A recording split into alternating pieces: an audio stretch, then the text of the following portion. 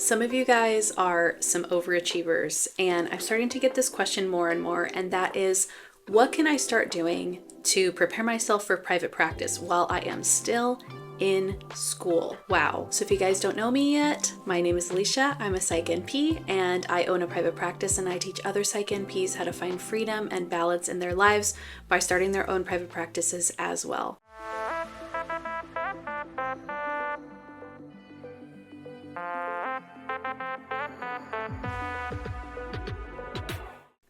So today we are talking about the very exciting topic of building your brand as a Psych NP while you are still in school. Today I am in my home office, so that's why the background looks a little bit different. I am very fortunate to work from home most of the time. So full disclosure, I did not start my private practice or my brand while I was in school, but I can definitely help you to do some of those early steps, as I now have mentored over 200 Psych NPs starting and building private practices. Let's talk about early steps in brand building. Let's talk about why building a brand early even matters. I want to say not everybody has to do this, but if this is inspiring to you or something that you want to do, let's talk about it. Well, building a brand early on can really help you start to establish what type of ideal patient you want to see in the future and get as much education in that area as possible. Psychiatry is actually a very wide field, and most of us end up subspecializing, and so it can be really great for your practice, for your patients, and for your brand if you start to build that early on. So if you are super passionate about perinatal mental health, you can absolutely start to lay that foundation and try to learn as much as you can while you're in school, while you're in clinicals, maybe even seek out clinical placements that are more focused on that niche, so that when you get out of school, you feel even more prepared to market yourself as knowing more in that subspecialty.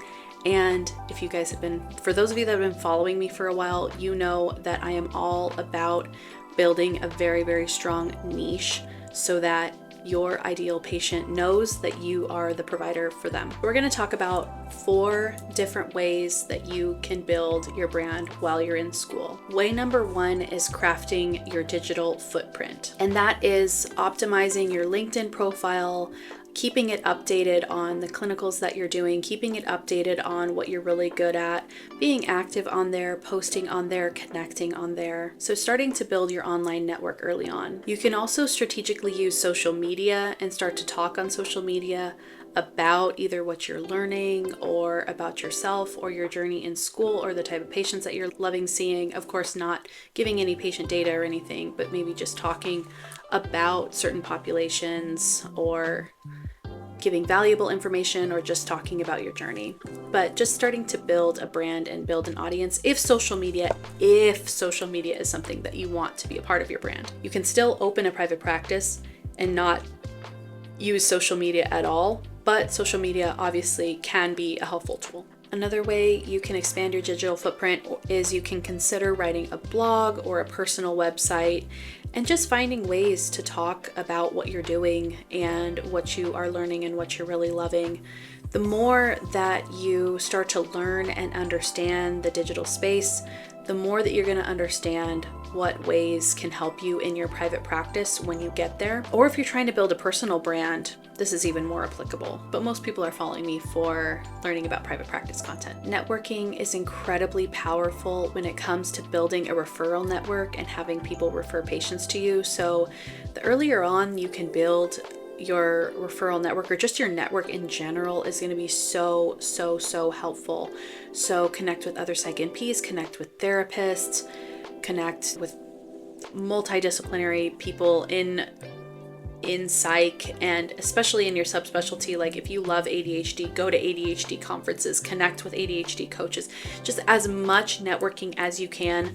I have done tons of networking through my career, and it has been so helpful in everything that I've done. Whether it's been, I've done leadership at the state level for APNA, I've gone to multiple conferences, I've spoke at conferences, I've done posters, I've gone to pharma dinners. I've just, all of the networking has just helped me in just so many ways, just to say, oh, hey, I'm thinking about doing this. Oh, I should call so-and-so because they've done this, or they know a little bit about this, or just networking has been so helpful. I feel like there is no connection that's not important. Even if it's people that are, say, in RN school, or no, you should never feel like people are below you or any connection isn't valuable. There's people that I met 10 years ago that are doing all kinds of things. You just never know. You never know. Number 2, I'm kind of diving into this now after I talked about your digital footprint, and that is networking with intention and building that professional circle. So join student organizations, whatever you're interested in, join that association. So if you're interested in ADHD, join some ADHD conferences and associations. If you're interested in perinatal mental health, join associations or groups that are related to that. This can also be really strategic for helping you when you're in school, and that is, this can really help you find preceptors, and especially preceptors in subspecialties that you're interested in. Ooh, awesome. I think there's nothing like in-person, so going to in-person conferences can be really helpful, but of course virtual networking events and things like that are good too. But going to in-person workshops and conferences are so helpful. Number 3, showcase your expertise online. This kind of ties into the first point, and that is, you're going to want to share your expertise and share what you're learning online to build that digital footprint. So that might be blogs, short videos, participating in online discussions, or engaging in like research, poster presentation, anything like that. And that's going to help you network. That's going to help you learn more about your niche and your subspecialty. And it's going to absolutely help you later down the road in private practice as you start to market yourself and start to understand what you're really good at. And it's going to make you comfortable with being on camera, make you comfortable with putting your ideas out there, because a big hurdle that people have to get over when they start a private practice is that fear of being seen. And so if you're comfortable sharing your knowledge and sharing about yourself online, it's going to make it easier when you open that website, or when you announce to your network on LinkedIn that you opened a practice. It's just going to make some of these things smoother and easier. You're going to be more comfortable with marketing in general if you're more comfortable in the digital space. And so some of that comes with showcasing your expertise even when it's brand new. Number 4, knowing that the future is now and branding yourself for that post-graduation success. And then at that point, you would pivot your student brand into your professional identity after graduation. You'll still maintain your brand's authenticity. You'll probably still blog about similar topics. You'll probably still share on LinkedIn about similar topics, but then you might say, hey, I just started this new role here, or I want to connect with someone that does this, or I'm looking for a job in this, or I just opened a private practice that's focused on this. So you're going to pivot that student identity into your professional identity, which is really cool.